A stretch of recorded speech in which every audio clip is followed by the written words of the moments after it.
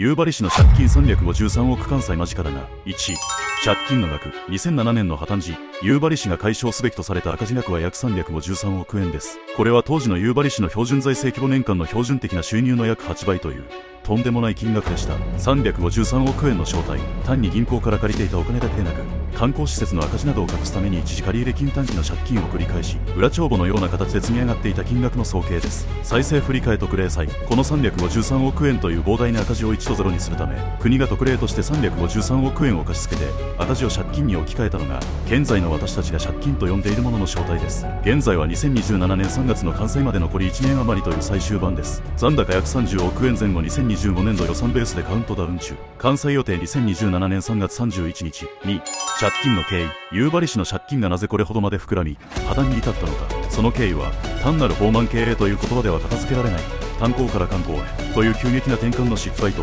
それを隠し続けた隠蔽工作の歴史です。時系列で詳しく紐解きます。背景炭鉱の閉山1970年代1980年代、かつて夕張市は住戸と呼ばれ、良質な石炭で人口11万人を数えるほど繁栄していました。しかし、国のエネルギー政策が石炭から石油へ変わったことで、次々と山が閉まり、町は壊滅的な危機に直面しました。人口激減。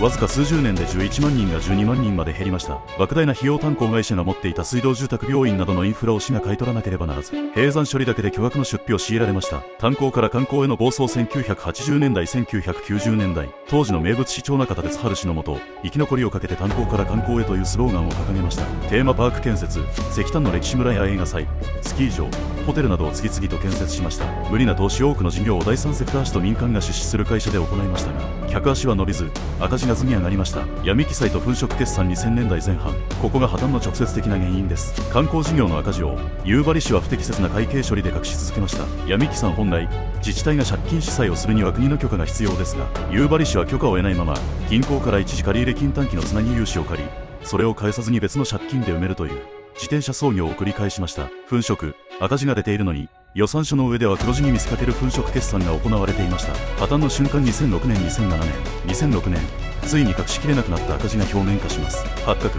当時の市長が財政再建団体現財政再生団体への移行を申請。衝撃の赤字額、表向きの借金とは別に、隠されていた赤字を含めると約353億円に上ることが判明しました。財政破綻。2007年3月、夕張市は正式に国の管理下に入り、事実上の倒産となりました。3、完済見通し。夕張市の借金完済に向けた見通しは、現在、最終段階のカウントダウンに入っています。当初の計画では、2007年度から2024年度までの18年間で返済を終える予定でしたが、途中で計画の見直し再生計画の同意変更が行われました。その結果、現在の最終的な完済予定日は、2027年令和9年3月31日となっています。現在、夕張市が抱えている最大の借金である再生振替特例債の残高は、完成まで残り1年余りということもあり、数億円規模まで圧縮されています。毎年度、国からの手厚い地方交付税と、市民や職員の負担から捻出した約26億円、元金と利息の合計を支払い続けてきた成果が、ようやく形になろうとしています。完済後の大きな変化として注目されているのが、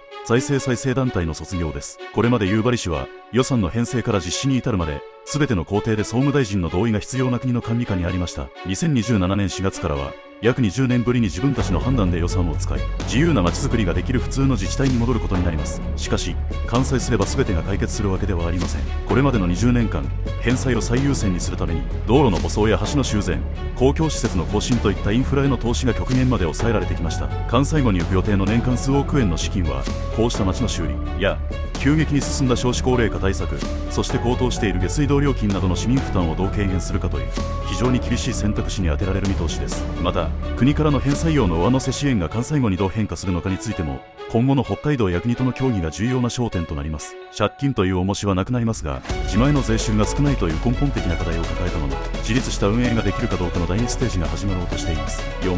夕張市の努力。夕張市の努力は、全国の自治体でも類を見ないほど過酷なサービスカットと、市民が耐え忍んできた生活環境の激変に集約されます。行政側の努力として最も象徴的なのは、徹底的な人件費の削減です。破綻直後に職員数は約260人から100人以下へと激減しました。残った職員の給与も平均で約3割から4割カットされ、一時は日本一給料の低い市役所と呼ばれました。これは優秀な人材の流出というリスクを負いながらも、返済原資を捻出するために避けられない選択でした。市民生活における努力、あるいは犠牲というべき側面では、公共施設の統廃合が極限まで進められました。かつて市内に点在していた7つの小学校と4つの中学校はそれぞれわずか1校ずつに集約されました。これにより子どもたちは長い時間をかけて通学することを余儀なくされました。また市民病院の診療所課や図書館、市民会館といった文化施設の閉鎖、さらには街頭の消灯や公園の維持管理の中止など、市民は標準的な行政サービスを長期間にわたって諦めるという努力を続けてきました。家計への直接的な負担増も続いています。下水道料金や施設の使用料は全国でもトップクラスの高値に設定され、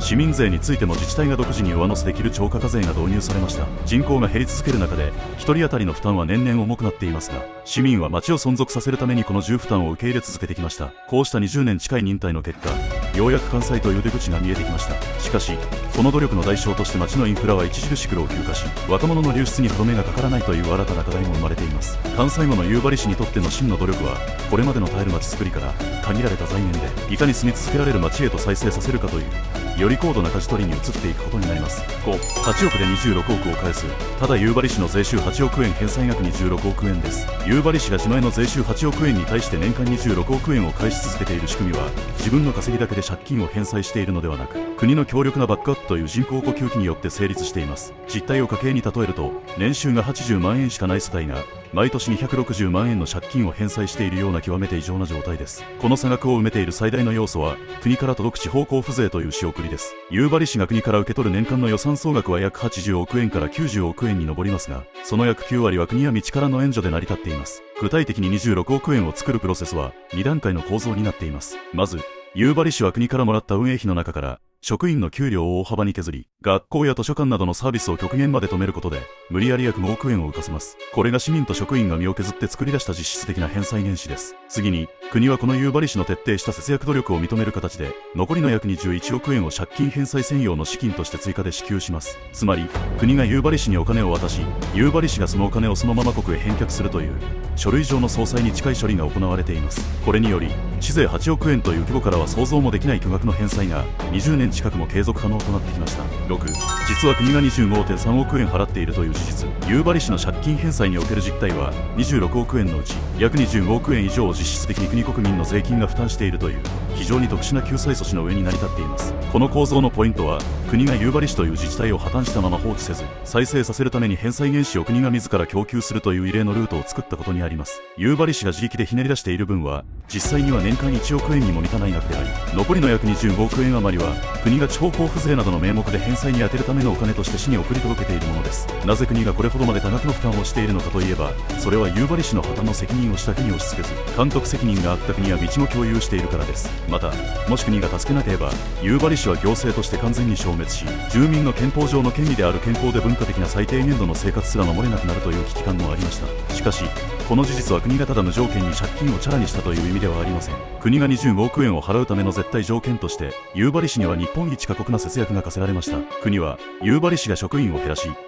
学校を潰し、市民の負担を限界まで上げる様子を確認した上で、その努力の対価として残りの返済額を補填し続けてきたのです。つまり、実質的には国がお金を回しているだけのように見えますが、そのサイクルを維持するために、夕張市民は20年間本来国から受け取れるはずだった行政サービスを、毎年25億円分も捨ててきたとも言えます。この複雑な返済スキームが2027年3月に終了した時、これまで返済に回っていた国からの25億円という巨額の資金の流れが止まってしまうのか、それとも町の再建費として形を変えて残るのかが、夕張市の真の分かれ道となります。いかがでしたか？この情報が役に立ったと思ったら、いいねとチャンネル登録をお願いいたします。